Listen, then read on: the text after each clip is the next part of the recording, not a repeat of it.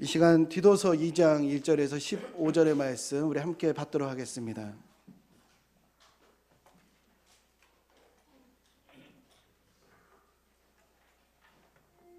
제2장.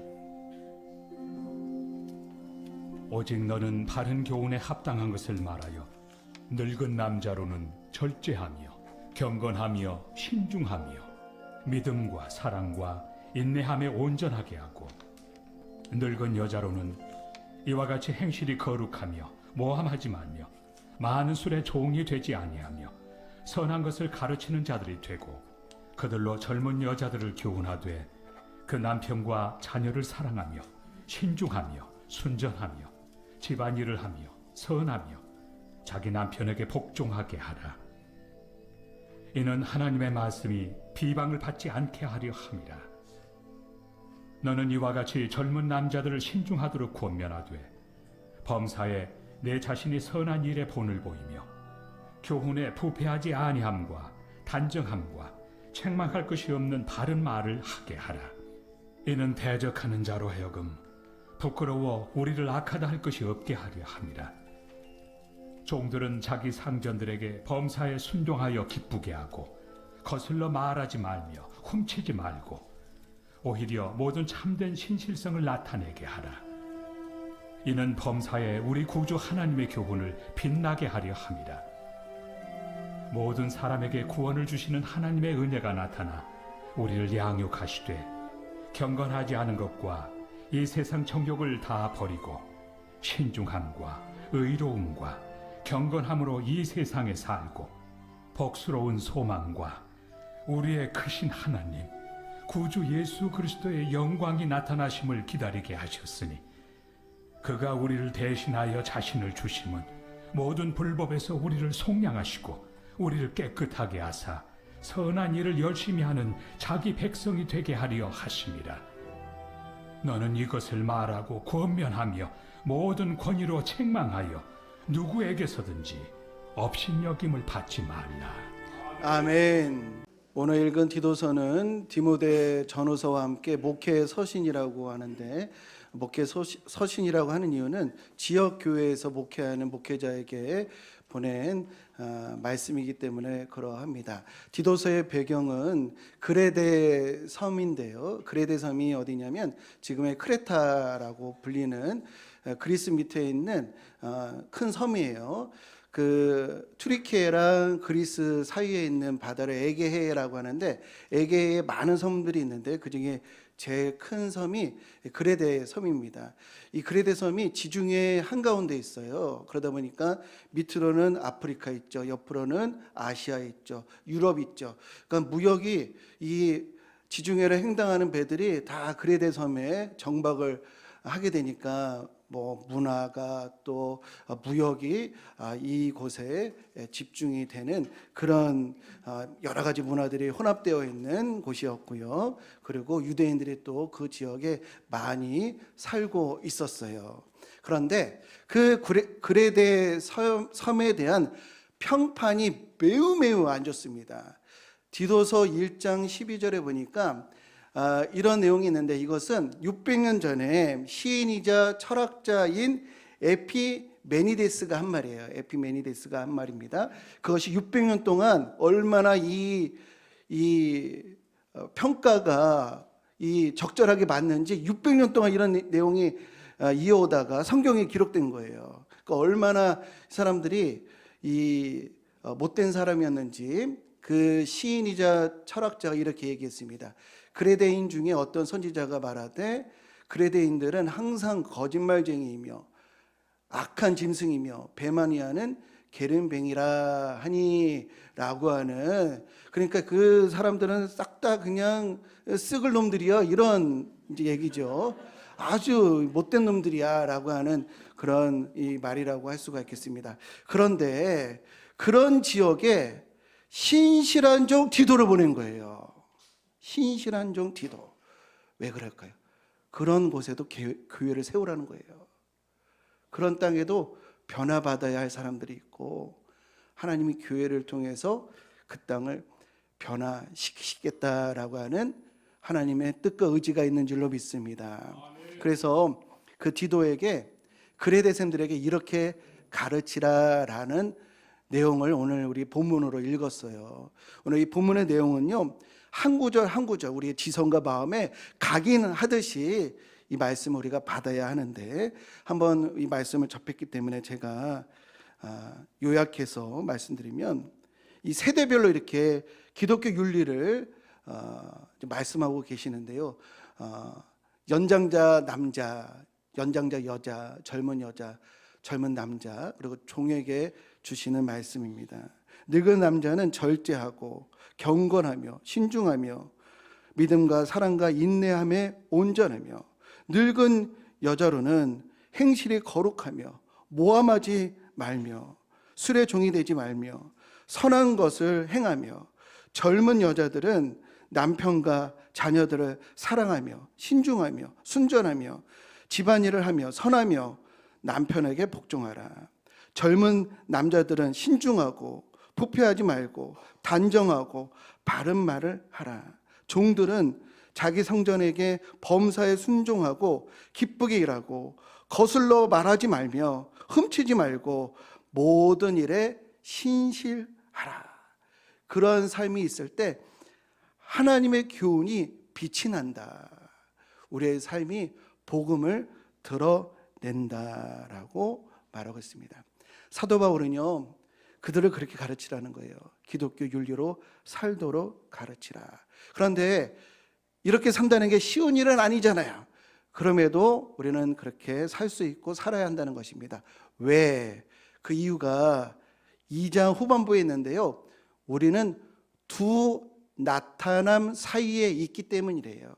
두 나타남 사이에 있다. 두 나타남이란 뭐냐면, 첫 번째 나타남은 11절에 보니까 모든 사람에게 구원을 주시는 하나님의 은혜가 나타나, 이것은 나사렛 예수의 이 땅에 오심을 얘기하는 거예요. 초림을 얘기하는 겁니다.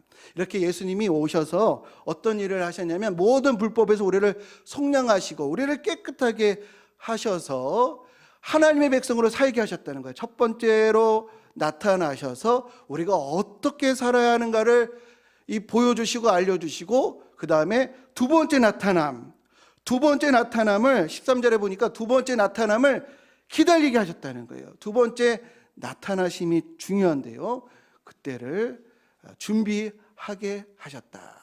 첫 번째 나타남으로 우리가 어떻게 살아야 하는지를 알려주시고, 주님 다시 오실 때를 대비하게 하셨다. 그렇습니다. 우리는 두 나타남 사이에 있는 줄로 믿습니다.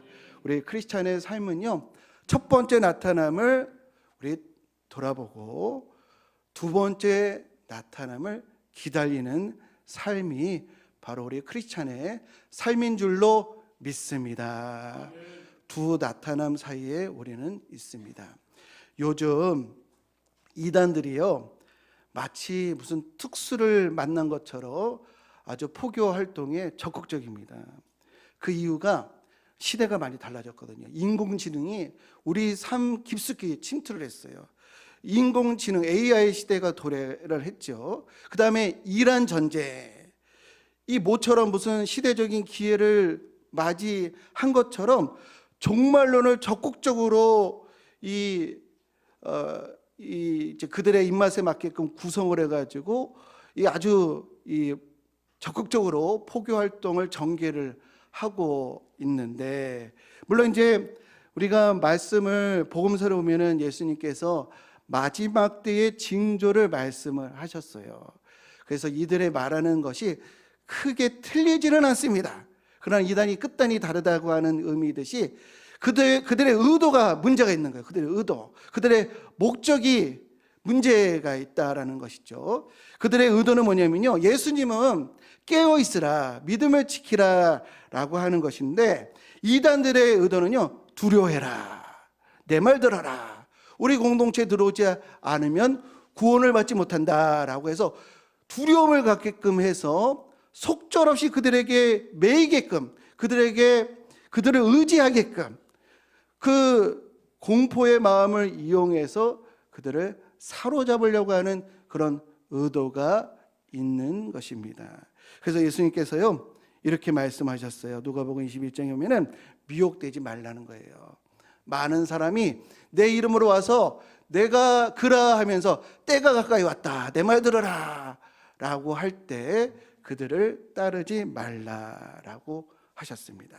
그런데요, 이단에게 미혹당하지 않는 것도 중요한데 미혹당하는 것 참 우려스러운데요, 더 문제가 있어요. 더 우려스러운 것이 있다는 것입니다. 그건 뭐냐면요, 누가복음 17장에 보면은 말세의 징조가 뚜렷하게 나타나는데도 사람들의 경고를 안 받는 거예요. 이제는 뭐 우리 시한부 종말론도 많이 겪다 보니까 사람들이 무슨 징조가 일어나든 무슨 메시지가 있든 경고를 안 받아요. 그래서 그 예수님이 오실 때는요, 노아의 때와 같이 먹고 마시고 시집가고 장가가고 또 소돔과 고모라 때처럼 먹고 마시고 사고 팔고 심고 짓고 이렇다는 거예요.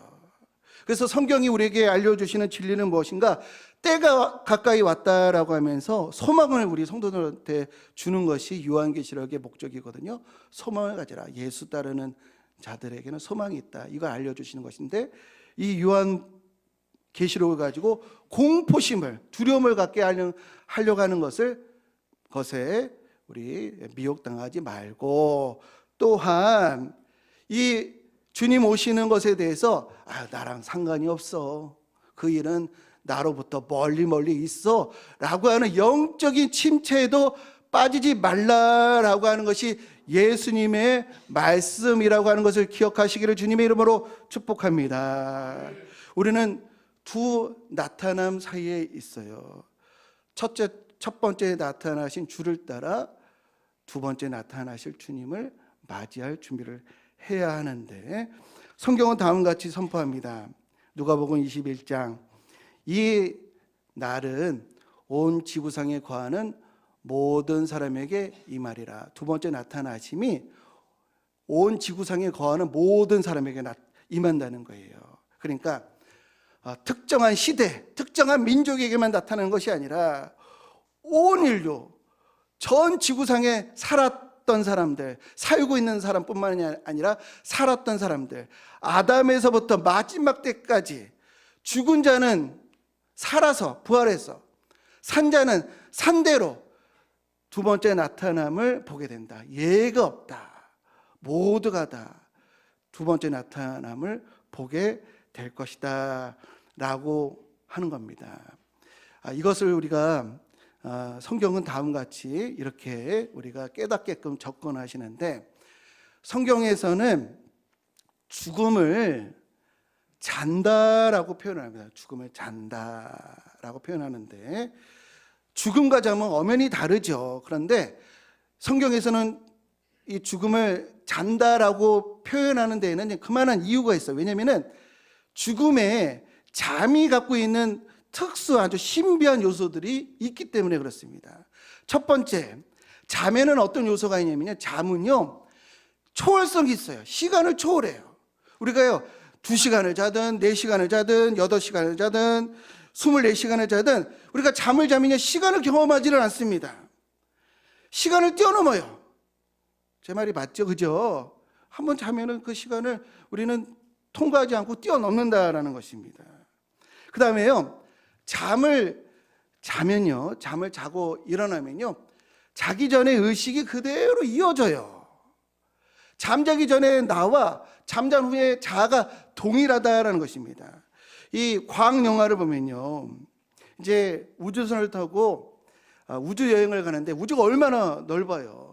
우리가 보는 가장 가까이 있는 별도 빛의 속도로 4년을 가야 돼요. 그러니까 우주 여행을 하려면 여기서 저기 가려면 너무 머니까 그 시간을 다 경험을 하면 늙어가지고 뭐 할 수가 없으니까 동면을 한다는 거예요. 이 곰이 겨울잠 자듯이 동면을 하는 그런 것들을 이제 생각을 내 가지고 거기에 들어가서 잔다는 거예요. 그래서 뭐 50년이 지나고 80년이 지나고 100년 가까이 지나서 타이머가 딱 맞춰져 가지고 다들 깹니다. 깨가지고 어떻게 하죠? 아우 잘 잤다. 그 다음에 어떻게 하죠? 100년 전에 하던 그 잠자기 전에 하던 임무를 수행을 해요.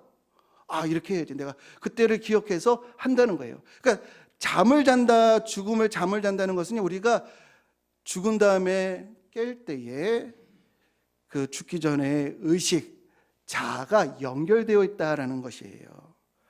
두 번째, 잠의 특징은요, 자는 자는요 반드시 깨어난다는 거예요. 자는 자는. 이것은요, 우리는 보통 상식이 예수 잘 믿는 사람들만 부활한다라고 생각하기 쉬운데, 모두가 잔다는 것은 모두가 잠에서 깨어나듯이 다시 깨어난다라는 것입니다. 다니엘 12장에 보니까요, 이런 말씀이 있습니다. 티끌 가운데에서 자는 자 중에서 많은 사람이 깨어나 영생을 받는 자도 있겠고, 수치를 당하여서 영원히 부끄러움을 당할 자도 있을 것이요. 시간이 오래되면요, 우리 죽은 자가요 다 썩어서 흙이 되어 버립니다.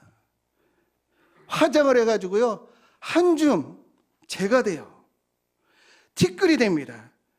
그렇다 할지라도 잠자던 자가 깨어나듯이 다 깨어난다는 거예요. 요한계시록 20장에 보면요, 이런 말씀이 있습니다. 바다가 죽은 자를 내어준대요. 사망과 음부가 죽은 자를 내어준다는 겁니다. 바다가 죽은 자를 내어준다는 것은 무슨 뜻일까요? 바다에서 죽으면요 그 시체를 찾지 못한다라고 하는 상식이 과거 사람들에게 있었어요. 그렇잖아요. 바다 깊숙이 빠졌는데 어떻게 그 시체를 찾아낼 수가 있겠어요? 심연 속에 있으면. 그 다음에 사망과 음부. 사망은요, 이병 걸리면 그냥 죽는다. 이 폭탄을 안으면 그냥 죽는다. 이런 사망의 권세. 음부. 어디에 묻혀 있든 우리가 생각하기에 이건 부활이 불가능할 거야 라고 하는 죽음, 죽은 지 너무 오래돼가지고 아무것도 찾을 수 없는 죽음, 연기처럼 사라지고 흔적도 알 수 없는 그 죽음이라 할지라도 마지막 때에 하나님 명령 앞에 죽은 자들을 다 반환한다는 거예요. 다 되돌려 놓는다는 것입니다. 시간이 얼마가 지났던 간에, 육체가 어떻게 변했던 간에 우리는요 다시 깨어난다는 거예요. 그리고 그 깨어났을 때 자아가, 의식이, 지정의가 연결되어 있다는 것입니다. 잠은요 아까 말씀드린 것처럼 초월성, 그 다음에 동일성, 그리고 반드시 있다라고 하는 그런 필연성이 있기 때문에 죽음을 잠이다, 잔다라고 이렇게 표현을 한 것입니다. 그런데 죽음과 잠은 엄연히 다르죠. 우리가 죽음에서 부활할 때는 어떤 일이 있는가 하면 육체가 다음같이 변한다라고 말씀을 하셔요. 고린도전서 15장 52절에 나팔 소리가 나매 죽은 자들이 썩지 아니할 것으로 변화되리라. 우리가 부활했을 때는 썩지 않는 몸, 죽지 않는 육체가 된다는 것입니다. 여기서 우리가 중요한 진리를 우리가 추론을 해봐야 하는데, 아까 말씀드린 것처럼 우리가 동일한 의지, 의식, 자아를 가지고 다시 부활한다고 그랬잖아요. 근데 여기 부활하는 몸이 썩지 않는 몸, 죽지 않는 육체예요. 그런 마음으로 우리가 그렇게 부활을 했을 때 어떤 일이 있을까라는 것을 한번 상상을 해보자는 것입니다. 나 죽었는데 부활했네. 성경은 진리네. 하나님은 살아계시네. 이제부터 내가 바르게 살아야지. 내가 하나님 말씀대로 살겠습니다. 이런 사람들이 있을까요? 살아있을 때 회개하지 않은 사람이 자다 일어나는 것처럼 일어날 텐데, 그때 나 오랫동안 잤으니까 회개하고 말씀으로 돌아가, 이럴 사람들이 있겠는가 하는 것이죠. 지금 회개하고 돌아서지 않는 이들이 그때 가서 회개하고 돌아오겠는가. 악당들이요 12시간 푹 잤습니다. 12시간 푹 자고 일어나가지고 잘 잤네, 이제부터는 선하게 살아야지, 이런 일이 없듯이 지금 회개하지 않는 이가 그때 가서 회개하는 경우는 없을 것이다 라는 것이죠. 그렇다면 부활 전과 후가 우리의 동일성이 있다고 한다면, 그러나 육체가 썩지 않고 죽지 않는 몸이라고 하면은 어떤 일이 과연 일어나겠는가. 물론 이 모든 일이 하나님의 공의로운 심판 아래 이루어지겠지만 우리가 생각하지 못할 이런 환경들이 펼쳐지겠지만 아까 말씀드린 것처럼 동일성이 유지가 된다고 한다면 어떤 일이 있겠는가. 최근에 나라에서 있었던 일들 가운데 끝까지 부인하고 양심, 정직, 진실을 그냥 안중에도 없이 변명하고 거짓을 말하고 항변하는 것을 보면서 저 때가 해결 타이밍인데 저 때도 해결을 안 하고 저 때도 진실을 말하지 않는 것을 볼 때 사람이 영원토록 회개하지 않을 수도 있겠구나 라는 생각을 하게 되었어요. 동일한 의식과 같은 자아를 가지고도 끝까지 해결을 하지 않는다고 한다면 어떤 세상이 될까? 사람들은 오해하기를 하나님은 사랑이신데 왜 지옥을 만들어서 사람을 지옥에 보내느냐. 그런데요, 하나님이 지옥을 만드셔서 그곳에 사람들을 가두는 것이 아니고요, 회개하지 않는 자들이 만들어가는 것이 바로 지옥인 것이에요. 그래서 C.S. 루이스가 이런 말을 했습니다. 지옥의 문은 안에서부터 닫혀 있다는 거예요. 끝까지 회개하지 않는 그 인생들이 그 지옥을 만들어 가는 것입니다. 정리를 하면은 어느 시대에 살든 언제 죽었든 시간을 초월하여 지금 우리가 가지고 있는 현실감 있죠? 지금 내가 가지고 있는 자아, 내가 가지고 있는 지정의 이 의식을 가지고 두 번째 다시 주님께서 오실 것을 모든 과거에 있든 현재에 있든 미래에 있든 모든 사람이 지금의 이 땅에서 살고 있던 그 의식 그대로, 자아 그대로 주님 다시 오실 날을 맞이하게 된다는 것입니다. 그래서 지금이 중요합니다. 지금이 은혜 받을 만한 때고요. 지금이 구원의 나는 거예요. 지금 우리가 살아온 믿음과 또 혹은 불신으로, 선한 행위로, 악한 행위로 주님 앞에 서는 거예요. 예수님이 이렇게 말씀하셨습니다. 이를 놀랍게 여기지 말라. 무덤 속에 있는 자가 다 그의 음성을 들을 때가 오나니 선한 일을 행한 자는 생명의 부활로, 악한 일을 행한 자는 심판의 부활로 나오리라.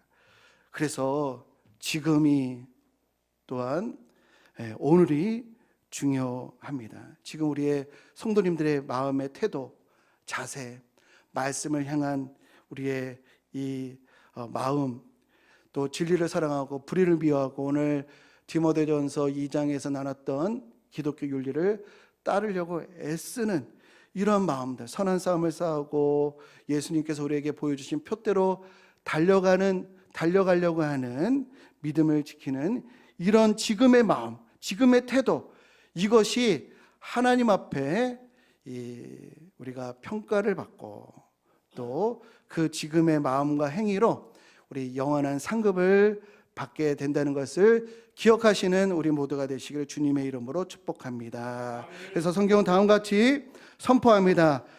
고린도후서 6장, 보라 지금은 은혜 받을 만한 때요, 보라 지금은 구원의 날이로다. 우리 같이 읽어보겠습니다. 시작.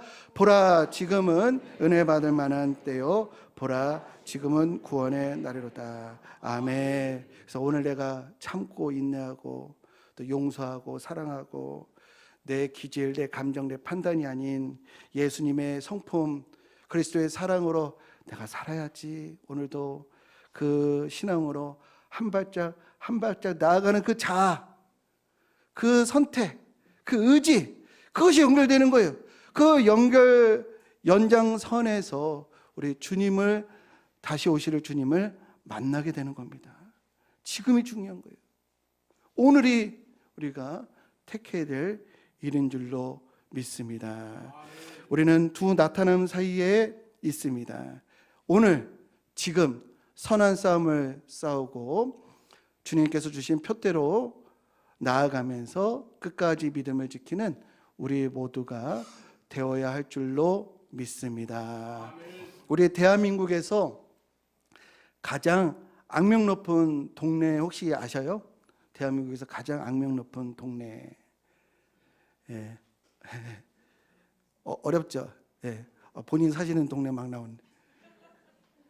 범위를 좁혀드리면 인천에서 가장 악명 높은 동네 중에 하나가 어딘지 아세요? 권사님 어떻게 아세요? 송림동 8번지예요. 송림동 8번지. 인천 출신들은요 다 알아요. 송림동 8번지.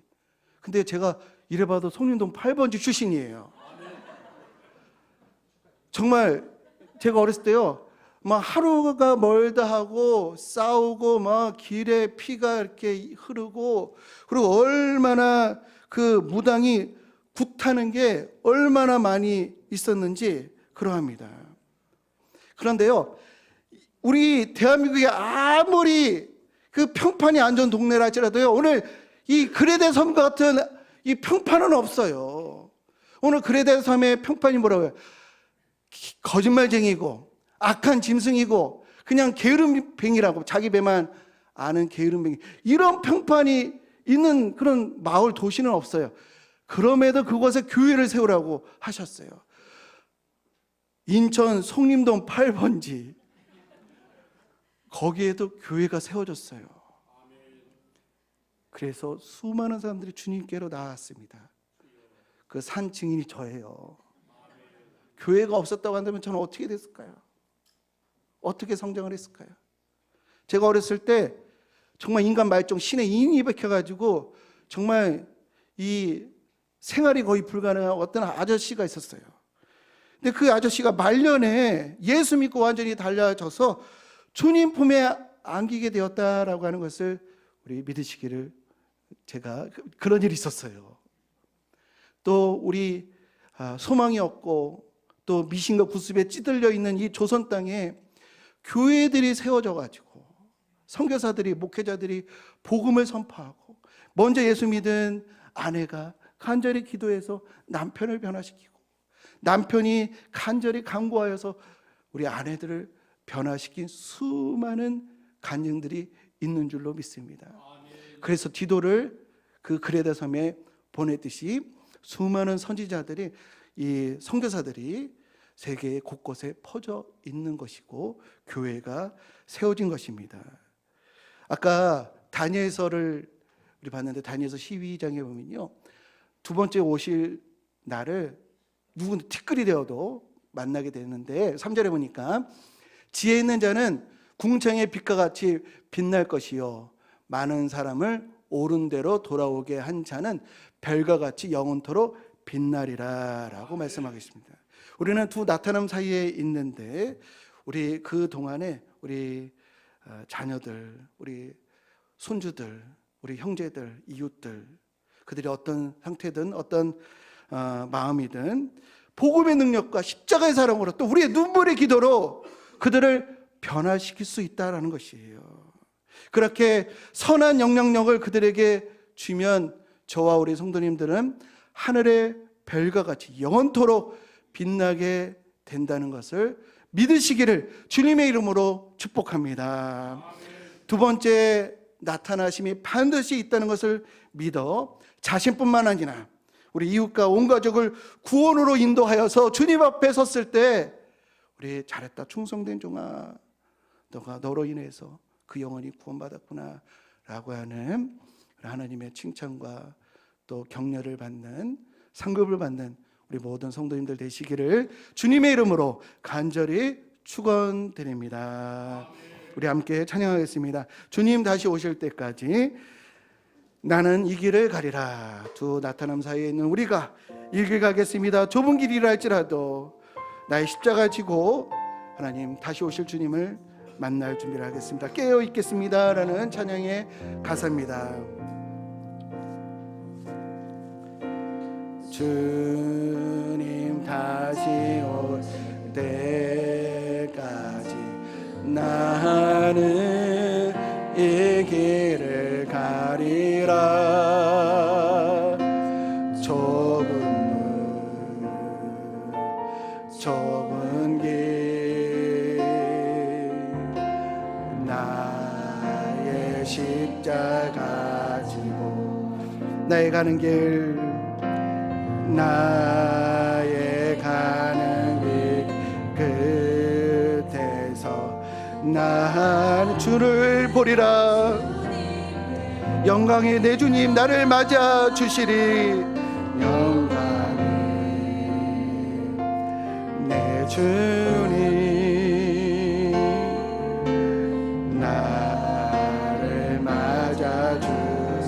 주님 다시 오실 때까지, 주님 다시 오실 때까지 나는 일어나 달려가리라. 주의 영광 온 땅도 나는 일어나 노래하리. 나는 일어나 내 사모하는 주님, 주지 오실 날을 제가 믿습니다. 내 사모하는 주님, 온 세상 구주시라. 내 사모하는 주님, 영광에 한 번 더 우리 찬양하겠습니다. 주님 다시 오실 때까지 나는 이 길 걸어가리. 주님 다시 오실 때까지 나는 이 좁은 문 좁은 길이라 할지라도 이 길 걸어가겠습니다.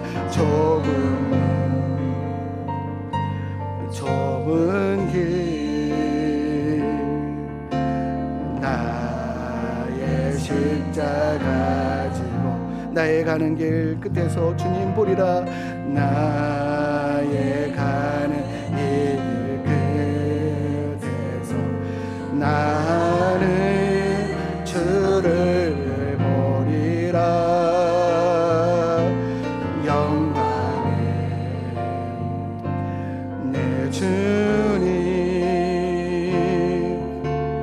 나를 맞아.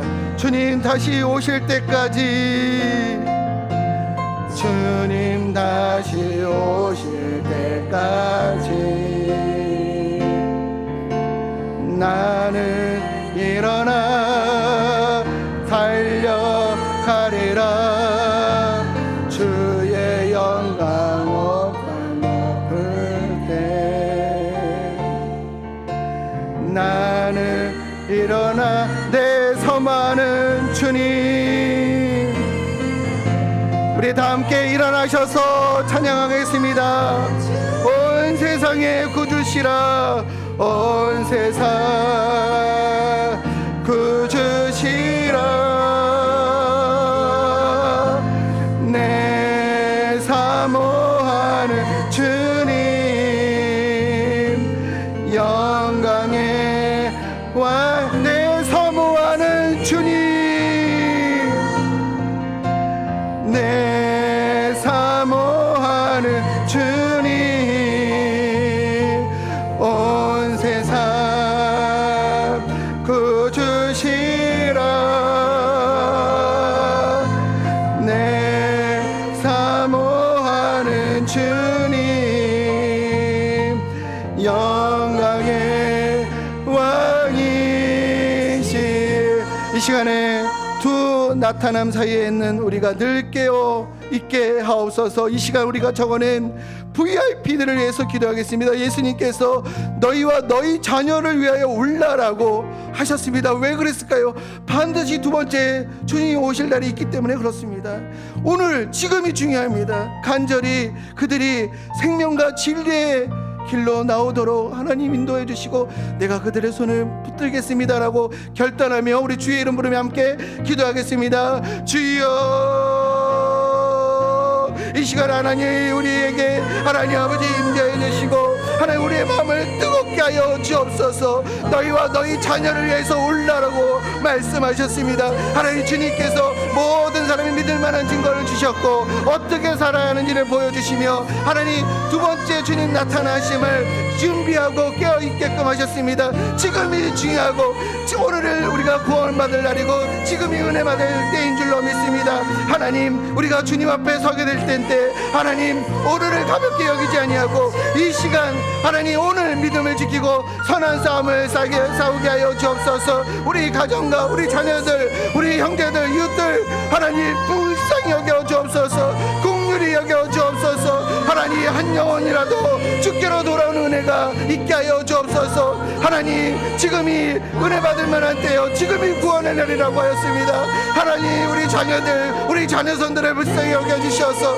그들이 주님을 모른 채 하나님 이 세상에 빠져 먹고 마시고 시집가고 장가가고 사고 팔고 심고 짓는 것에 하나님 빠져서 영적인 하나님 죽음 가운데 있지 않고 주님께로 나올 수 있도록 인도하여 주옵소서. 하나님, 우리가 적어낸 그 한 사람 한 사람 주께서 하시고 그들의 삶 가운데 찾아가 주옵소서. 다친 마음을 열어주시고 굳은 심령을 하나님 변화시켜 주옵소서.